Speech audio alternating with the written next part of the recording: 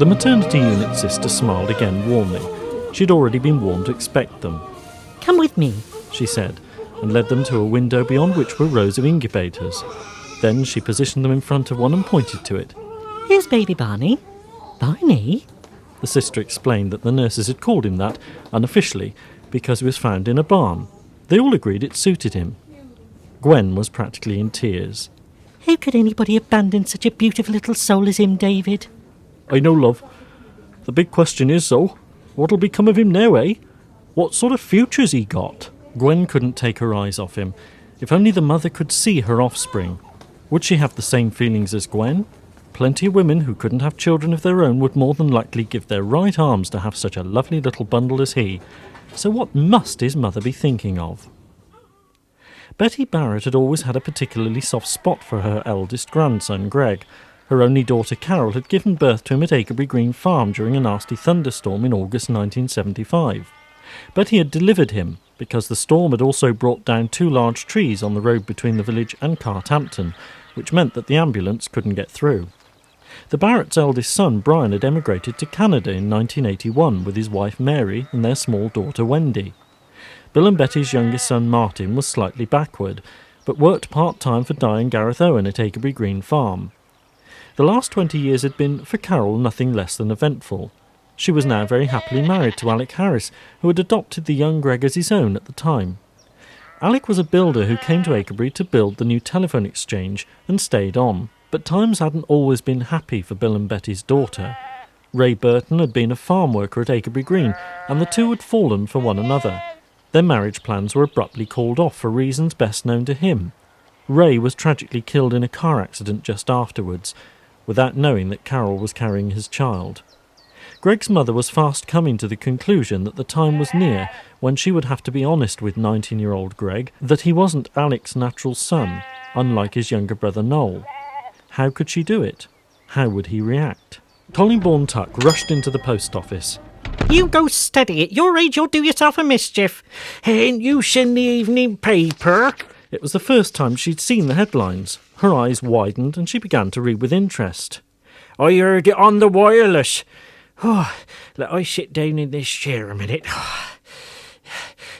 Who do you reckon found the kiddie then, Carrie?" Carrie put the paper down on the counter and looked distantly across the shop. The image of the young denim-clad girl who was obviously pregnant in the shop on Monday afternoon came flooding back to her. "Pleading for the mother to make contact, it says in the paper. I heard it on the wireless too at 5 o'clock. 'Twas on Wiltshire Sound, but they didn't say exactly where the little un had been found or who'd found un." Carrie suddenly hurried to the door, which led to the rear of the shop, and called, Arnold, come here. I want you to look after the shop for half an hour." Her ex-husband dawdled his way into the shop. "What are you panicking about?"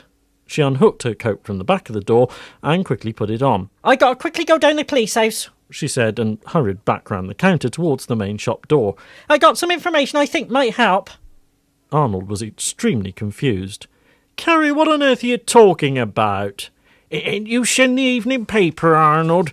That young baby was found in the village on Monday night, abandoned." Arnold looked at the paper laid on the counter, but couldn't see what on earth it had to do with Carrie.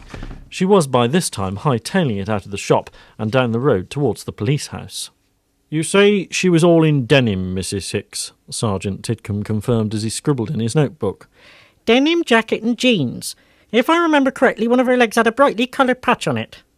"Leg of her jeans, I presume you mean?" "Of course I mean the leg of her jeans. Couldn't see her bare legs, could I?" Tidcombe raised his eyebrows. "Well, no, I suppose not. Did she say anything at all?" "No, but—" "But what, Mrs. Hicks?"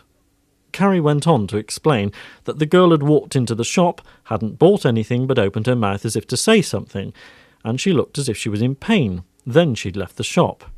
"I'm sure the girl in question was pregnant and about to give deliverance." "Oh, well, thank you very much, Mrs. Hicks. You've been most helpful. I'll get on to headquarters and they can put out this description. I reckon we're a bit closer to finding this young woman now. 16 or so, eh? Perhaps she's actually younger, which would explain one or two things, wouldn't it?" Greg Harris's one failing was his inability to remove himself from the mattress of his bed in the mornings. Being the Easter holidays, there was no need for him to hurry up, get dressed, down his piece of toast, pick up his sports bag and hurry out of the door to catch his bus into Carthampton Polytechnic.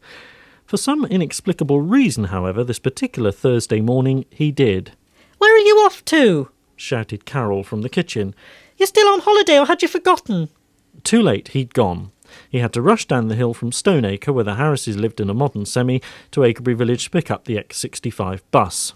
"That lad gets worse as he gets older," his mother muttered to herself. She started washing up the breakfast things, but younger son Noel, Alec's natural son, was still munching on his variety cornflakes. "He's got a girlfriend," said the 13-year-old. "Didn't you know?" Carol looked across the kitchen. She didn't know. "I expect he's got several." "No, only this one, and she's really ugly." "How do you know? Have you seen her?" Noel shook his head as he ate the last few mouthfuls of cereal. "Stinky Pickles has, though, 'cause he told me." Carol looked amazed. "Who's Stinky Pickles when he's at home?" Noel explained that he was his best friend. They all called him Stinky because he continually let wind after eating his mother's packed lunch of cheese and onion sandwiches. Ah! Plate and tea towel in hand, she went across and sat at the kitchen table with her younger son. "How much do you actually know about this girlfriend of Greg's, then?" Noel shrugged his shoulders, got down from the table and took his empty cereal bowl to the sink and placed it in the washing-up water, then went upstairs to his room, and shortly afterwards Carol heard his television blaring. She was now very curious about Greg's love life. If he did have a girlfriend, he certainly hadn't told she or Alec. The bus pulled up opposite the Old Town Hall on the edge of Victoria Square. Greg got out and crossed the busy Carthampton street. On the other side of the square was the Vale Shopping Centre, a huge covered-in mall with escalators and moving pathways. But Greg wasn't heading for there. Instead, he made for a narrow side street to some very downtrodden terraced houses with basement staircases. The house he stopped at had a bay window that was in desperate need of paint and was dull, unkempt and grey in colour. Newspapers covered the glass where there were no curtains. Bag on shoulder, he furtively climbed down the stairs to the basement and knocked on the shabby door. A girl's voice weakly called from inside. "Who is it?" "It's Greg." He then heard a bolt slide across on the inside, and slowly the door opened. A pale, weak-looking girl of about 15 or 16 stood in the opening. She looked ill and was holding her stomach. She closed the door behind him. "Cleo, have you seen the papers?" She delicately sat herself down in the only chair in the dark, dismal room. It felt damp and there didn't appear to be any electricity. "No, I haven't," she whispered. "I brought you a copy. Front page, look." She dismissed his offering.